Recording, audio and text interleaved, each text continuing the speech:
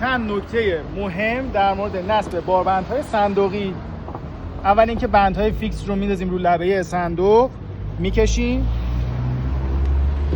تا این فیکس بشه. توجه داشته باشین که باربند شما وسط قرار بگیره.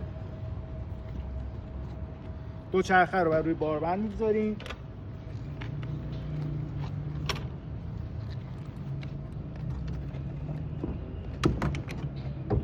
توجه داشته باشین که زمانی که دوچرخه رو بر روی باربند میذاریم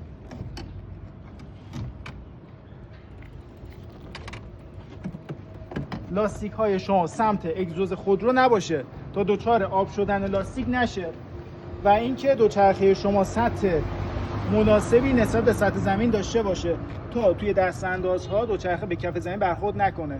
و یه نکته خیلی مهم دیگه، طبق قوانین راهنمای رانندگی این نوع باربندها ممنوع هستش به علت اینکه جلوی پلاک رو میگیره. پلاک مخدوش باشه احتمالاً افسر جریمتون بکنه. حتما یک کاغذ بزرگ پلاک خود رو اینجا بزنید.